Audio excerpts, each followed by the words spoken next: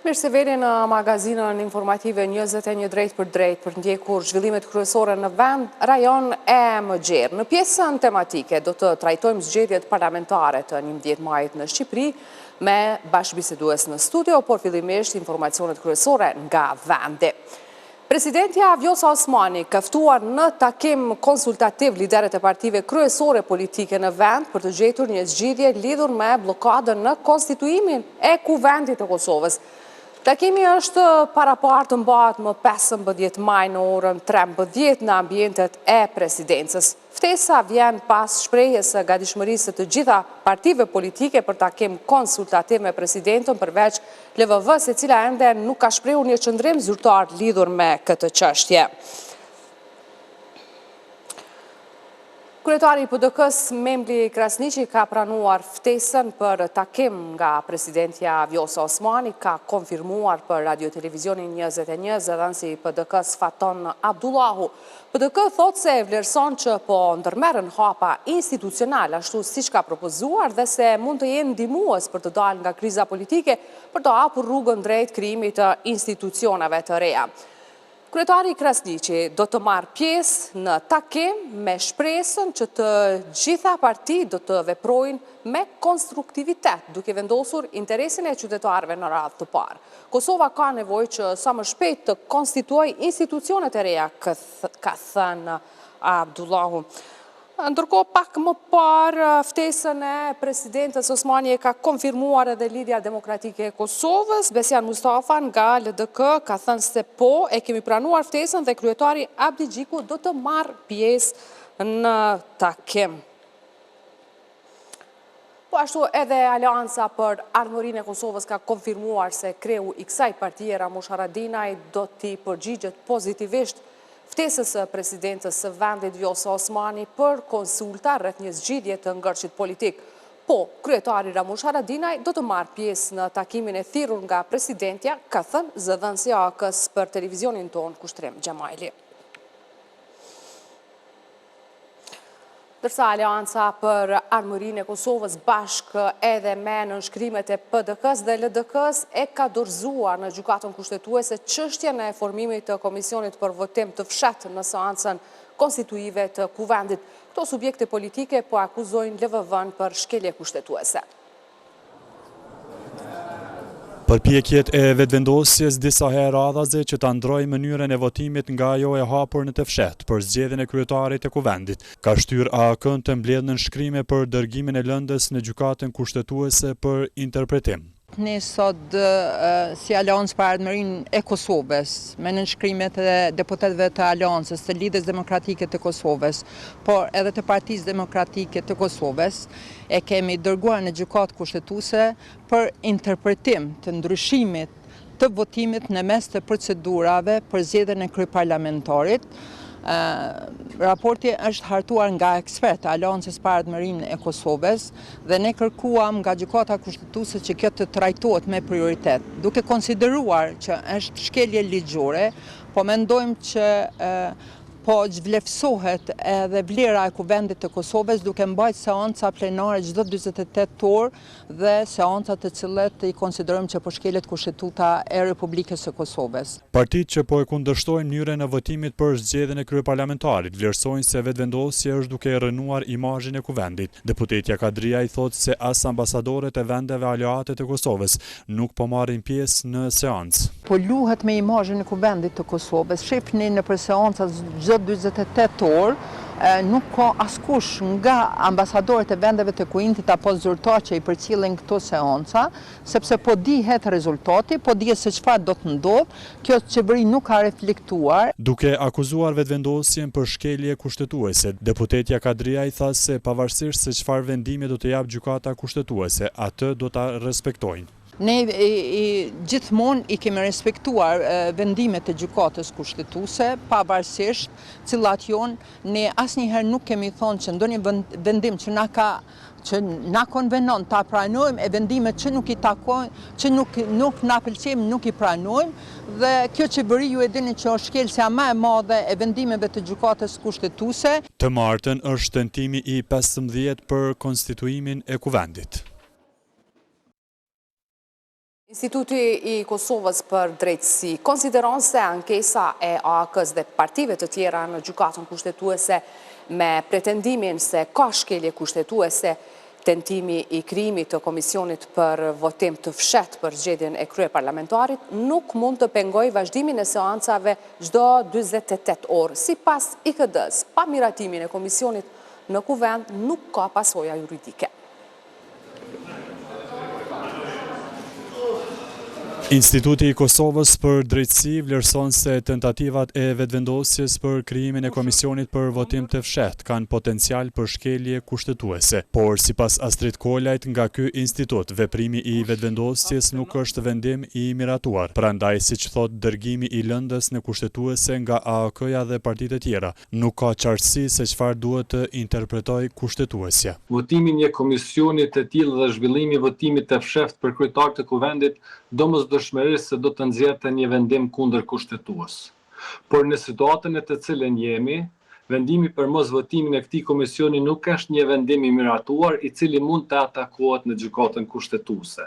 Kështu vendimi për mos votim të këtij komisioni juridikisht mund të cilësohet vendim, por jo vendim i miratuar, siç kërkohet nga neni 113.5 i Kushtetutës Republikës së Kosovës. Astrid Kolaj nga IKD-ja po ashtu ka analizuar edhe kërkesën e AAK-s që të pezullohet mbajtja e seancës për konstituimin e kuvendit. Vazhdimi i seancave konstituive çdo 48 orë apo brenda 48 orë bazohet në rregulloren e kuvendit. Pezullimi mbajtjes së seancës për konstituimin e kuvendit nënkupton pezullimin e kësaj dispozite. Është pa kuptim të pezullohet një dispozite rregullore së kuvendit përmes kërkesës për vlerësimin e kushtetshmërisë së një akti tjetër pra. Pra kërkohet vlerësimi i kushtetshmërisë së një akti të kuvendit dhe paralelisht masa përkohshme ndaj një dispozite të rregullore së kuvendit. Ndërkohë, analisti politik Lutfi Bilalli nuk pret se kuvendi do të konstituohet në tentimin e 15. Sipas tij, për një gjë të tillë duhet fillimisht të ketë marrëveshje politike. Seanca e radhës, tash mund të them episoda e radhës, mund të jetë e ngjashme. Kemi një blokad të pakuptim. Bilion Shterun mund të them edhe gjithaj fjalori, mund të them edhe juridik edhe politik i arritjes së një marrëveshje. Analisti Bilalli nuk është optimist se zgjidhja e blokadës politike mund të gjendet edhe nëse presidentja i takon partitë politike. Besoj që prap edhe nga jathire nuk mund të kemi shumë ndonjë rezultat, sepse po qëse një parti këtë ras partia fituese e zgjedhjeve nuk dëshiron të ketë një kompromis dhe konsenzus për zhbllokimin sparit të kuvendit ose alternativa të formohen strukturat organet e kuvendit, kryetari i parlamentit dhe nënkryetari, dhe pastaj me dëshirën e partive politike mund të bëhet edhe shpërndarja e parlamentit dhe shkohet zgjedhjet të reja. Po DK-ja, LDK-ja, AAK-ja dhe NISMA vazhdojnë ta kundërshtojnë kandidaten e vetëvendosjes për kryeparlamentare, Albulena Haxhiu.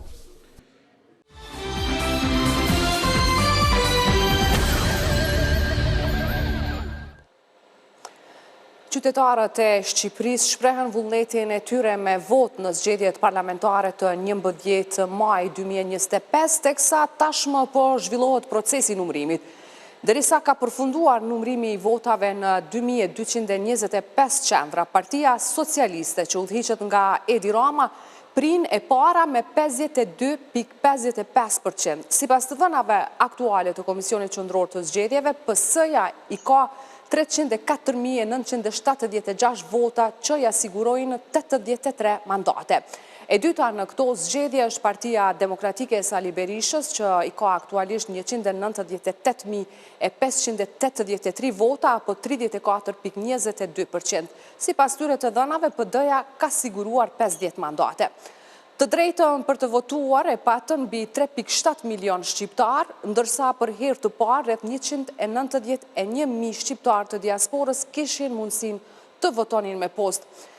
Pjesëmarrja preliminare në votime të dielën ishte rreth 42.16%, ose 4% më pak se 4 vjet më parë.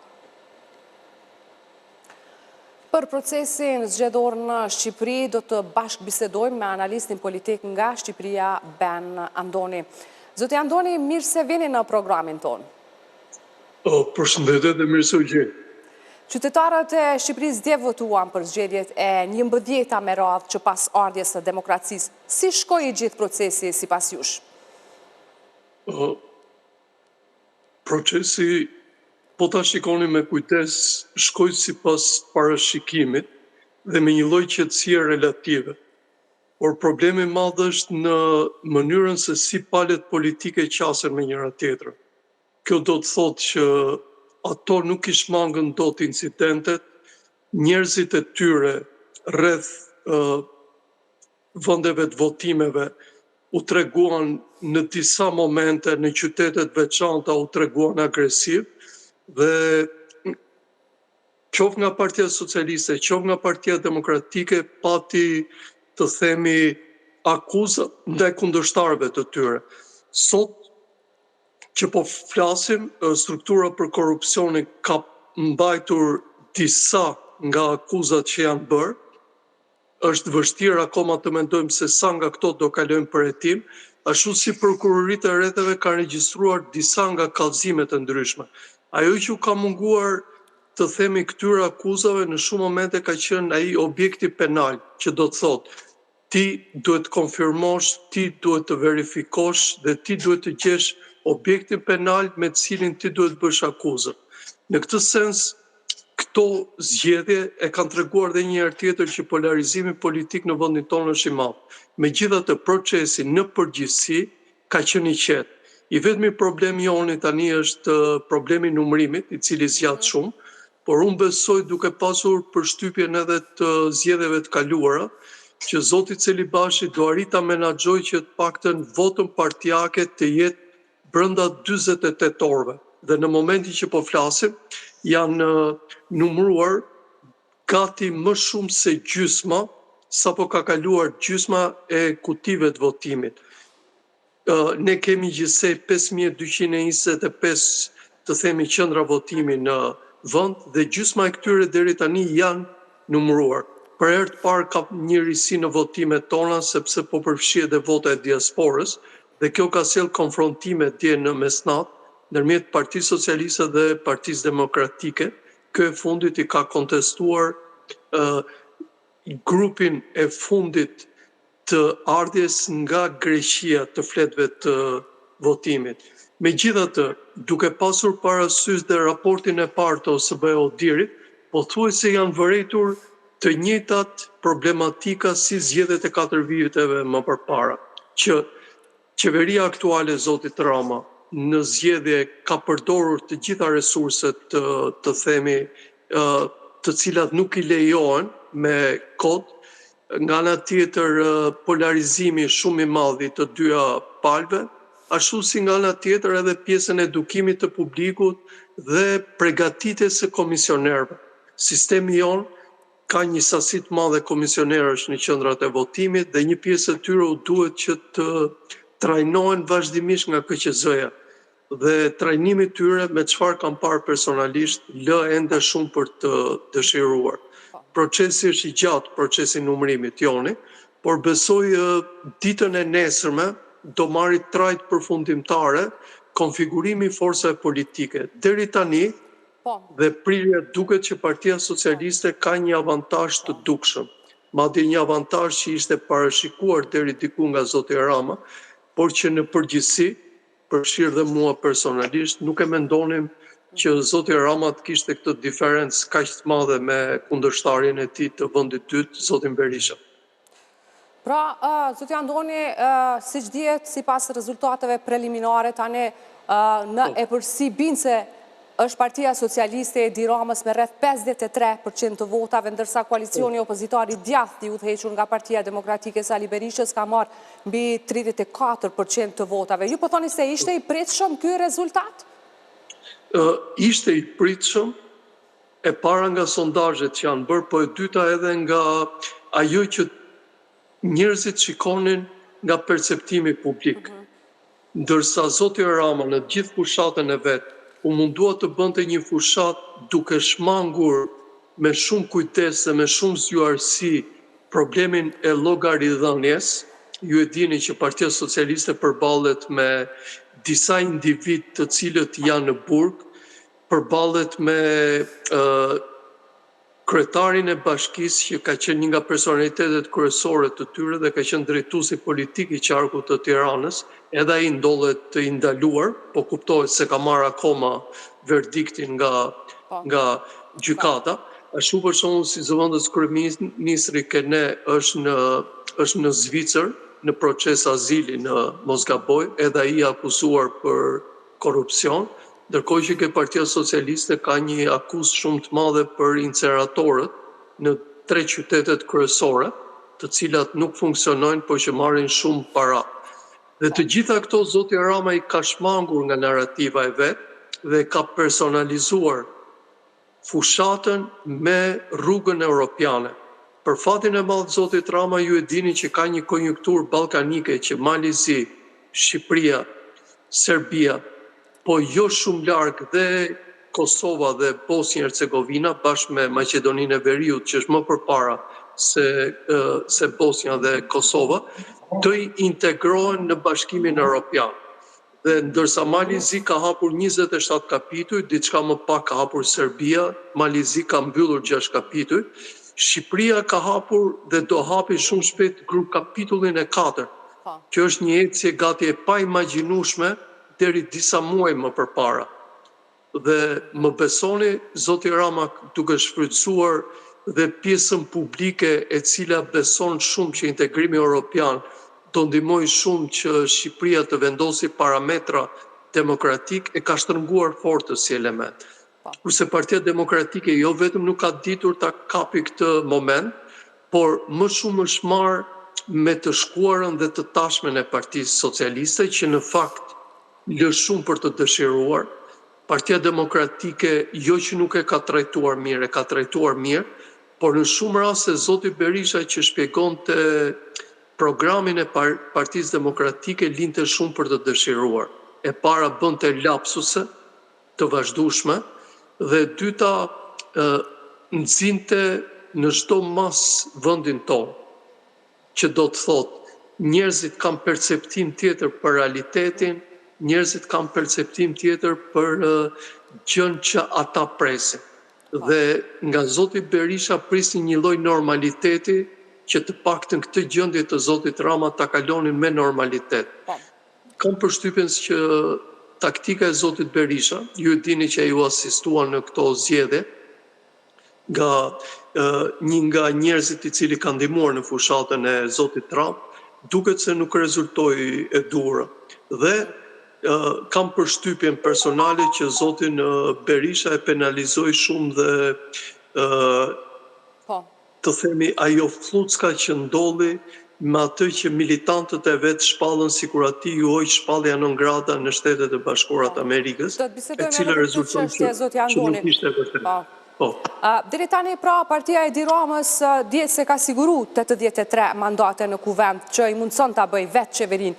Ky konfirmim për mandatin e 4 është një tregues i qartë për një fuqi politike në rritje të Ramës? Jo, unë besoj këtu është paradoksi, që është e vërtet që zoti Rama në qoftë se do të vazhdoj këtë trend, sepse është akoma vetëm gjysma e numërimit, por duket që zoti Rama është në trendin fitues.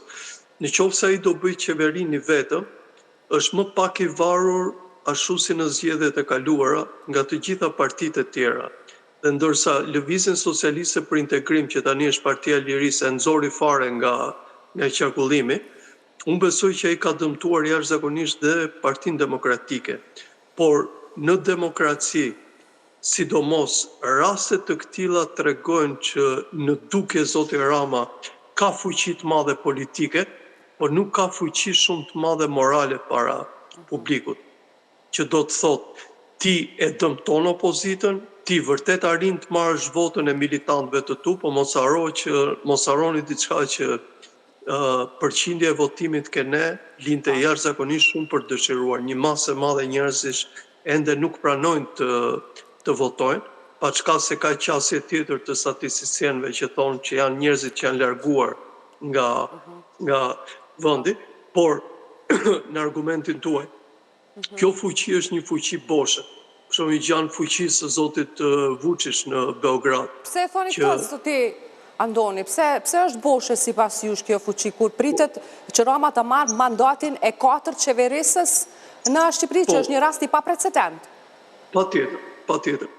Edhe unë këtë po ju them që praktikisht de jure është fuqi e madhe, por nuk është fuqi e madhe morale, që do të thotë njerëzit gjithmonë më shumë janë skeptik për pushtetin e socialistëve.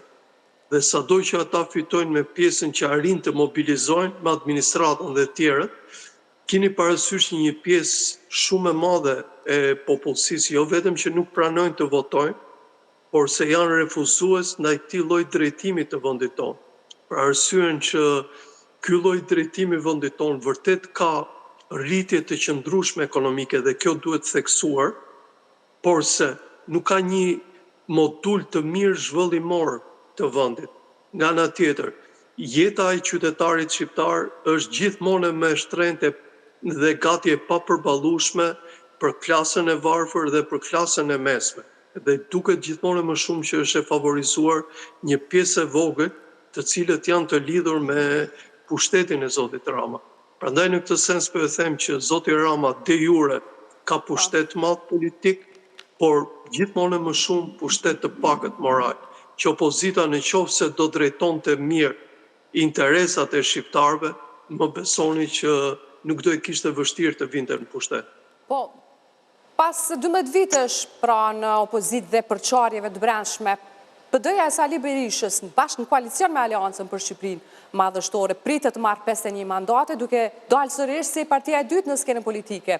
Por çfarë mendoni, a mund të pritej më shumë duke marrë parasysh faktin që ai mbetet në nënhetim dhe i sankcionuar nga SBA-t e Mbretëria e Bashkuar për akte korruptive dhe minim të demokracisë?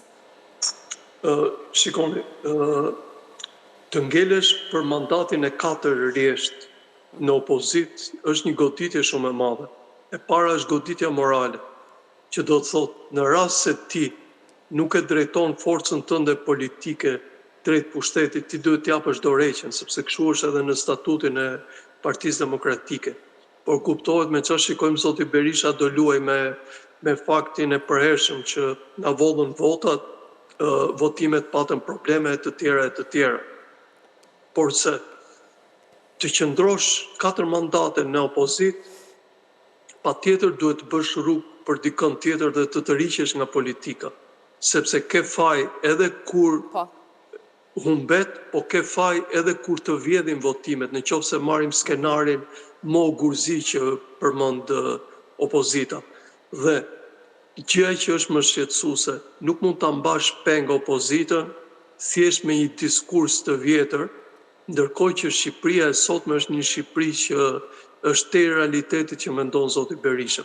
Zoti Berisha e tregoi dhe në fushat që ishte shumë i vjetër në mentalitet, paçka se programi i Partisë Demokratike në mendimin tim është programi mirë, programi përgatitur nga teknicien të mirë, por se i shpjeguar dhe i këshilluar i shpjeguar dhe i paraqitur nga njerëz të cilët nuk arrinin ta kuptonin mirë.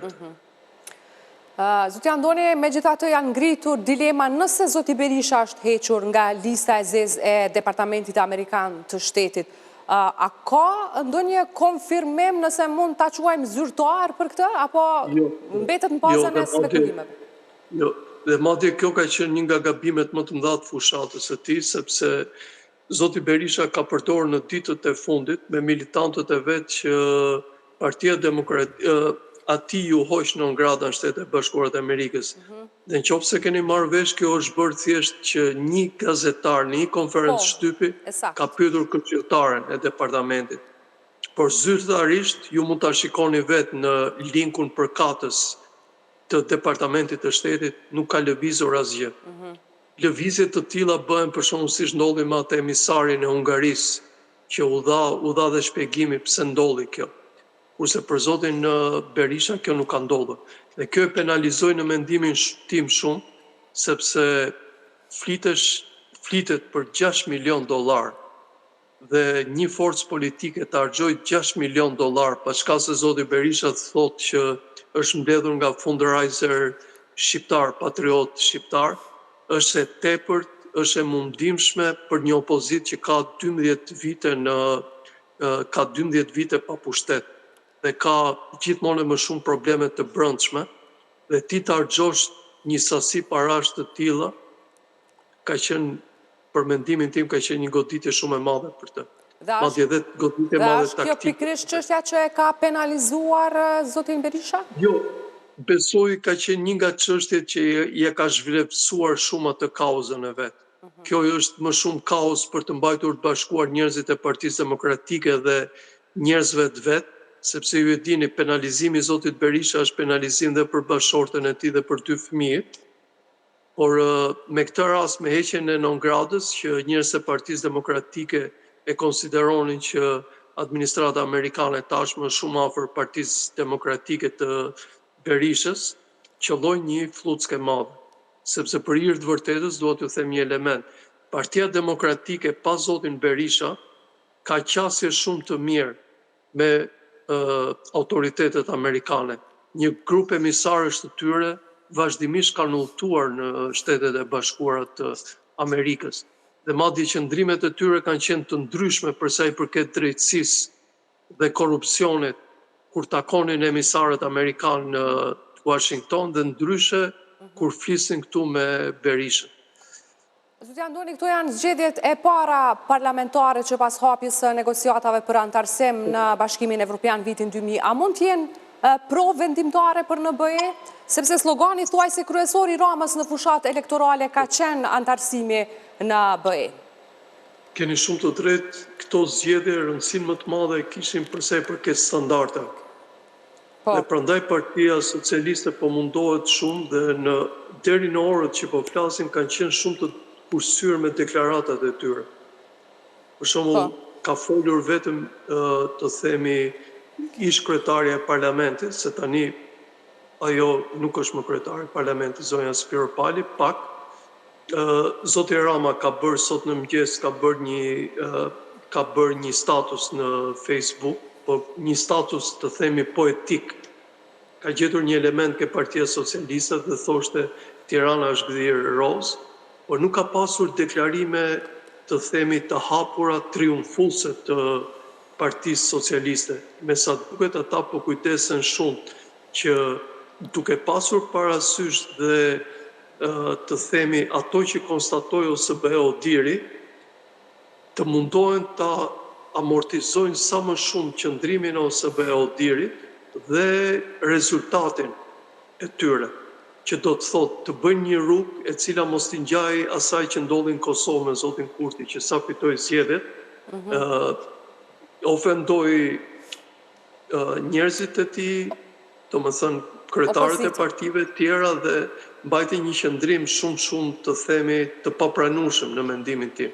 Zoti Rama është kujdesur jashtëzakonisht që të jetë i kujdesshëm, sepse i duhet të tregoj standarde dhe mos harroni që mas 3 ditësh në Tiranë është një nga samitet e para që bëhet në rajonin ton, në Ballkanin Perëndimor, që organizohet nga Shqipëria dhe nga Bashkimi Evropian.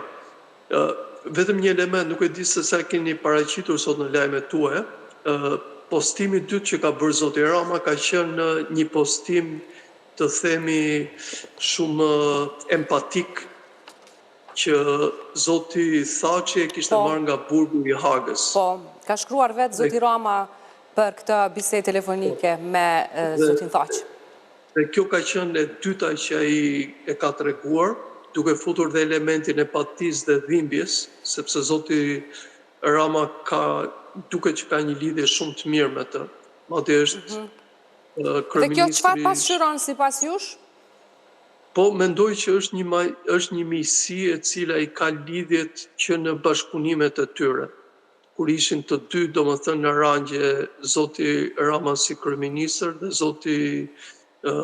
zoti Thaçi si president. E kanë gjetur gjuhën për gjitha gjërat për sa i përket Kosovës të së ardhmes. Fati zotit Thaçi ishte që të përfundonte në ag, fati zotit Rama ishte që të vazhdonte. Po me çfarë shikoj për sa kohë zoti Rama do jetë në krye të ekzekutivit shqiptar, zoti Thaçi do ketë një përkrahas të jashtëzakonshëm në Shqipëri. Përveç shumë njerëzve të tjerë që në Shqipëri e respektojnë zotin Thaçi. Po, zoti Antoni, nëse më lejoni shkurt edhe një pyetje për situatën në Kosovë. Kosova vazhdon të mbetet në një blokadë institucionale që nga certifikimi i rezultateve të zgjedhjeve të 9 shkurtit. Partitë politike, siç e dini, kanë dështuar 14 herë radhazi për konstituimin e kuvendit për shkak të çndrimeve të barrikaduara pikërisht rreth emrit të kandidatës për krye parlamentare. Si e komentoni ju këtë blokadë institucionale në Kosovë? Të dhimbshme dhe hapa pas për demokracinë në Kosovë. Ne gjithmonë jemi munduar që momentumin e procedurave të zgjedhjes në Kosovë ta marrim si shembull. Por ky moment që vërtet nuk ka lidhje me zgjedhjet, por ka lidhje me konstituimin, është vërtet zgënjyes, që tregon që edhe në Kosovë interesi politik ashtu si në Shqipëri prevalon mbi interesat e vendit. Dhe unë tani nuk kuptoj që si është e pamundur që në kuvend, qoftë nga zoti Kurti, po dhe nga njerëzit ti mos të gjendet një emër që ti përbashkoj të gjitha, qoftë edhe nga njerëzit e vetëvendosjes, dhe para kësaj, pse duhet procedohet që të shkohet për ke gjykata kushtetuese. Ju e dini shumë mirë që gjykata kushtetuese ka edhe, të themi, frymë morale. Do me thënë, ka nene të pashkruajtura ku politika e di mirë se si duhet të veprojë. Dhe në këtë rast, po mendoj që njerëzit e politikës së Kosovës kanë treguar që janë shumë zgënjyes dhe janë shumë borxhli para Kosovës, kur mendon që ka 300 milion pesh nga Bashkimi Evropian me masat shtrënguese, kur mendon se çfarë po i bën Serbia në institucione ndërkombëtare, në pengesa në Këshillin e Europës, në UNESCO e në të gjitha, ti shikon që kjo është përtej luksit normal. Dhe ju vlerësoni se interesi partijak po vendoset mbi interesin e shtetit? Absolutisht, absolutisht. Dhe gjën që kam parë është që në Kosovë ka thjesht, të themi, njerëz që merren me pushtetin, po nuk ka shtetar. Shtetari gjithmonë mendon për vendin e tij shumë vite më përpara. Do më thënë, duhet mendohet për Kosovën e 2030-ës, 2050-ës, kurse këta shtetarë që janë mendojnë sot për 28 orët në vazhdim, thjesht që të mbajnë ato karriget të tyre. Zoti Antoni, faleminderit për kohën që ndat me ne për këtë intervistë mbi rezultatin e procesit zgjedhor në Shqipëri. Faleminderit shumë, ditë mbarë. Faleminderit. Ishte Ben Antoni, analist politik në Shqipëri, si që thamë edhe gjatë intervistës, një ditë pas zgjedhjeve, pra kryeministri i Shqipërisë, kryetari PS-së Edi Rama, ka zhvilluar një bisedë telefonike me Hashim Thaçin, të cilin e ka shpërndar vetë përmes një postimi në rrjetet sociale. Telefonata e vllajit tim Hashimit ishte jashtëzakonisht prekse dhe komandanti ndodhej në formën e tij më të mirë, ka shkruar Rama, gjë që mund të jetë edhe si një telefonat e urimit nga ana e tij për fitoren e radhës Edi Ramas, gjithnjë sipas rezultatit preliminar. Kryetarja e dhomave të specializuara të gjykatës speciale, Ekaterina Trendafilova, ka nisur sot një vizitë zyrtare në Kosovë, e cila do të zgjas deri më 14 maj, ndërsa është paralajmëruar se do të mbajë edhe konferencë për media. Kundër vizitës së saj ka reaguar organizata e veteranëve të luftës UÇK-s, duke thënë se kjo vizitë është provokim i qëllimshëm dhe fyerje ndaj luftës së tyre çlirimtare. Organizata e veteranëve të luftës, shoqatës e invalidëve të luftës dhe shoqata e familjeve të dëshmorëve reaguan përsëri për vizitën e kryetares së gjykatës speciale, Ekaterina Trendafilova, në Kosovë. Këto organizata vlerësuan se vizita e saj është e papranueshme dhe fyrje e rënd ndaj të gjithëve atyre që sakrifikuan për lirinë e këtij vendi.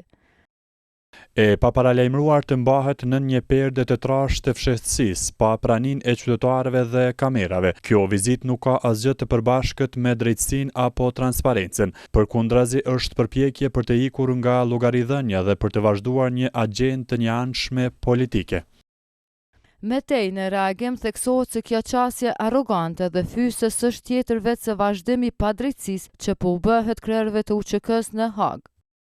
E njëjta gjykatë që heshti për krimet serbe mbi civilet shqiptar, sot vjen në Kosovë si autoritet drejtësie, por nuk ka guxim të përballet me opinionin publik. Kjo është hipokrizi e pastër. Ne OVL, SHIL dhe SHFD ritheksojmë kundërshtimin tonë të plotë dhe të palikundur ndaj kësaj vizite. Kërkojmë nga institucionet e Kosovës që të mos bëhen pjesë e kësaj fasade dhe i ftojmë të gjithë qytetarët, shoqatet e dala nga lufta dhe mediat e pavarura të qëndrojnë në krah të së vërtetës dhe sakrificës sonë të përbashkët. Për herë të fundit, Trandafillova qëndroi në vendin tonë në tetor të vitit të kaluar.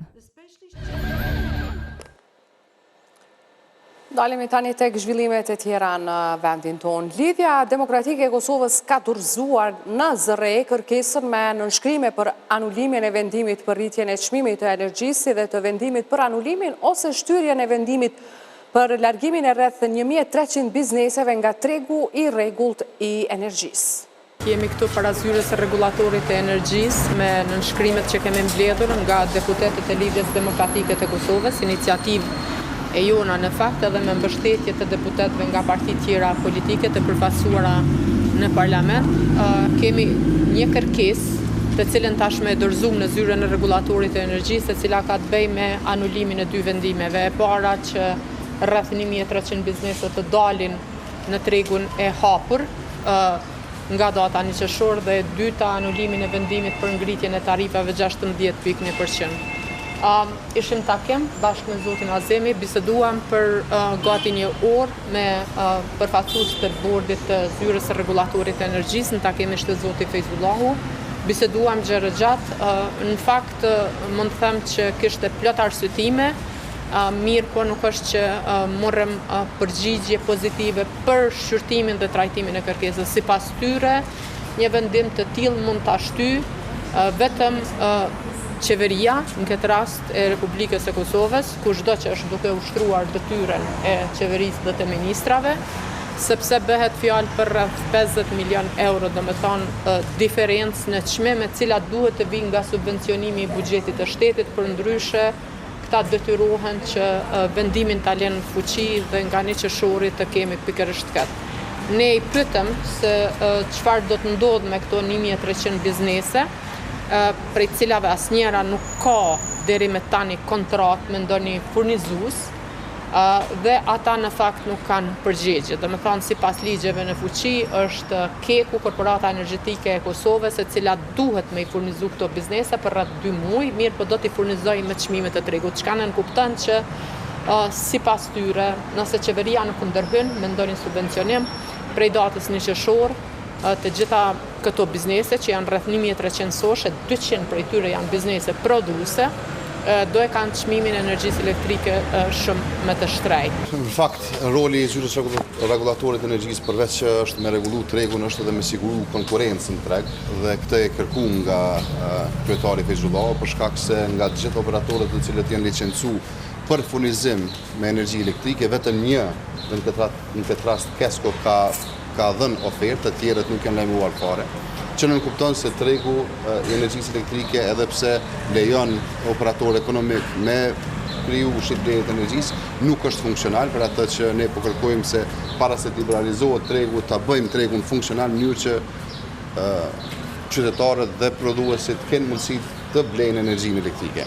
Ndërsa një gjë tjetër e cila u potencuar, sepse kjo kërkon një dialog, një diskutim të brendshëm me qeverinë e Kosovës për ta kaluar këtë pengesë me një subvencionim rreth 50 milion euro. Në këtë takim ne u tha që qeveria e Kosovës e ka refuzuar një kërkesë të zyrës rregullatorit të energjisë, pra nuk ka dash të bëj asnjë subvencionim për ngritjen e këtyre çmimeve elektrike, të cilat do të dalin në tregun e lirë të energjisë. Prandaj ne do të kërkojmë gjithashtu nga qeveria në detyrë, nga ata të cilët mbajnë postet, që të reflektojnë për shkak se ky dëm që po i shkaktohet bizneseve do të ketë efekt zinxhiror deri te konsumatori. Pra, sipas juve në takimin që keni pas, ata janë të gatshëm për zgjidhje vetë se qeveria në detyrë nuk është e gatshme. Po praktikisht kërkohet që kjo diferencë të subvencionohet. Dhe këtë subvencionim mund ta bëjë vetëm qeveria e Kosovës, dhe ka disa kanale se si mund ta bëjë atë. Kur këta që kanë refuzuar kërkesa, ka qenë tash të fundit? Si duket para vendimit nuk na dhanë një datë, por na thanë që ne kemi kërkuar nga qeveria që ta bëj subvencionimin e kësaj diference dhe është refuzuar si kërkesë zyrtare rregullatorit. Edhe Alianca Kosovare e Bizneseve shprehu shqetësim të thellë lidhur me vendimin e zyrës së rregullatorit për energji që detyron bizneset me mbi 50 punëtor dhe me mbi 100 milion euro qarkullim vjetor të furnizohen nga tregu i hapur i energjisë. Avaristët ndërkohë kërkuan pezullimin e vendimit të paktën për një vit, në të kundërtën, siç thonë ata, do të detyrohen të largojnë punëtorët. Problemi thelbësor i kësaj çështje është vendimi i ZRE-s që do të sjellë pasoja. Rritja e çmimit të energjisë elektrike 16.1% është një pjesëmarrje dhe një rritje e madhe. Detyrimi i kompanive mbi 50 punëtor dhe mbi 10 milion euro qarkullim vjetor që të furnizohen nga tregu i hapur i energjisë elektrike, ky çmim do të jetë 3 deri 5 herë më shtrejt se sa që këta biznese mund të blejnë nga keku, ose 2 herë më shtrejt se sa është çmimi aktual nga kesko. Kjo situatë është e papranueshme sepse cënon konkurrencën e qëndrueshme të prodhuesve vendor. Vendimi për kalimin tregun e lirë të energjisë elektrike paragjithash është një vendim që është komunikuar shumë vonë, nuk ka pas përgatitje adekuate. Unë mendoj që është dashur spaku një vit më herët t'u bëhet me dije të gjitha kompanive të mëdha dhe të përgatitet strategjia e kalimit. Vërtet askush nga kompanitë cilat e kanë energjinë elektrike, një prej shpenzimeve kryesore, nuk ka mund të parashikoj që do të kalojmë në një çmim, do të detyrohemi të paguajmë një çmim i cili është disa fesh më i shtrejt, tash po përmendet 220 deri 260%. Kështu që vërtet gjitha instancat, qoftë qeveritare apo të tjera, gjitha organizatat të cilat merren me çështjet e energjisë do e mos ta bashkërendisin një aktivitet i cili do të sillte një situatë në cilën bizneset do ta kenë spaku një kohë në mënyrë që të ristrukturohen në këtë aspekt. Unë veç kisha me apelu direkt te qeveria edhe te kesko, nëse nuk e bëjnë anulimin e këtij vendimi që e kanë marrë për neve si kompani që s'kem qenë të njoftura ad hoc, neve na mbetet me largu pjesën e punëtorëve që të bëjmë në atë nivelin e 50 punëtorëve, mos pagujmë energji elektrike, domethënë me rritje, edhe atëherë në të merret qeveria ose në të merret shteti me punëtorë që të kemi larguar. Mirë po është tjetra që nesër edhe bizneset e folin dhe zotë Naim Dedusha, domethënë ne po dojmë me inkaraju bizneset apo investitorët e huaj në Kosovë, që deri sot ka qenë një domethënë një thonje shumë e mirë dhe një realitet i mirë, që fuqia punëtore në Kosovë është më e lira, është më e reja, edhe çmimet e tregut të energjisë elektrike janë më të lira. Tash po është e kundërta 100% ose 260% me ngritje të energjisë elektrike. Kosova edhe këtë vit e ka humbur mundësinë për antarësim në Këshillin e Evropës. Kjo pasi aplikacioni i saj për antarësim në këtë organizatë nuk është përfshirë në agjendën e Komitetit të Ministrave të KiES, i cili do të mblidhet me 13 e 14 maj. Sipas njohësve të këtij procesi, mos trajtimi fakti çështjes së asociacionit të komunave me shumicë serbe si dhe mos formimi i institucioneve të reja kanë ndikuar në mos përfshirjen e Kosovës në agjendën e Komitetit të Ministrave. Në prill të vitit të kaluar, Kosova mori dritën jeshile nga Asambleja Parlamentare për antarësim në Këshillin e Evropës, mirëpo nuk e kaloi hapin final pasi nuk u përfshi në agjendën e Komitetit të Ministrave për shkak të mosdurgimit të draft statutit të BE-s për asociacionin e komunave me shumicë serbe në gjykatën kushtetuese. Sipas njohësve, kjo ka ndikuar që as këtë vit aleatët e Kosovës të mos e shtyjnë përpara agjendën për antarësimin e Kosovës në këtë mekanizëm. Profesori i integrimeve evropiane, Dritor Arifi, tha se Kosovës i ka ikur treni për antarësim në Këshillin e Evropës. Për Këshillin e Evropës ajo agjend është tejkaluar, ne nuk jemi në maj në agjend, nuk kemi qenë, por edhe ndoshta ta kishim pasur qeverinë, e kishim pasur një shpresë që mund të kishte lëvizur diçka. Pra, nëse e themi me një fjalë, ne jemi duke humbur botkuptimin tonë me politikën e jashtë. Duke referuar ambasadës gjermane që është në Prishtinë, e cila ka thënë publikisht para 2 javë apo 3, ka thënë që kushtet e paraqitura më herët mbesin valide dhe ne nuk mund të shtyjmë asnjë agjendë, pra realisht antarësimin e Kosovës në këtë mekanizëm derisa nuk zbatohen ato kushte. Ata nuk kanë kërkuar që Kosova ta themeloj asociacionin, ata kanë kërkuar që Kosova vetëm ta dërgojë në gjykatë kushtetuese për interpretim. Mandej themelimi i tij mbetet ende çështje politike. Në anën tjetër, profesori të drejtës kushtetuese Kadri Kryeziu thotë se edhe mosformimi i institucioneve të reja pas zgjedhjeve të nëntëshkurtit ka ndikuar që të mos ketë vendimarrje në Kosovë në lidhje me kërkesën e aleatëve për dërgimin e draft statutit të asociacionit në kushtetuese. Kjo formë, domethënë, e procesit është tepër negativ, si për faktorin e brendshëm, po ashtu për faktorin e jashtëm. Unë e kam përgjigjur disa herë se sa më shpejt duhet krijohet qeveria se si vjet, neve na presin punë të jashtëzakonshme, edhe duhet ta kemi parasysh ndryshimin e administratës amerikane, e cila është ndryshim radikal, është edhe pa parashikueshëm se çka ndodh me neve. Kështu që ata duhet me qenë shumë agil, duhet me qenë shumë të kujdesshëm të ndërgjegjshëm për krijimin e qeverisë sa më parë. Kosova ka aplikuar për antarësim në Këshillin e Evropës në vitin 2022. Prokuroria Speciale e Kosovës ka njoftuar se në vazhdon e hetimeve në kuadër të rastit Mati është sekuestruar pasuri shtesë në vlerë mbi 2 milion euro. Sipas njoftimit të prokurorisë, rasti është nën hetime në drejtim të veprës penale shpërlarje e paras. Në rastin e koduar me emrin Mati, gjatë muajit shtator të vitit të kaluar, ishin arrestuar 3 persona.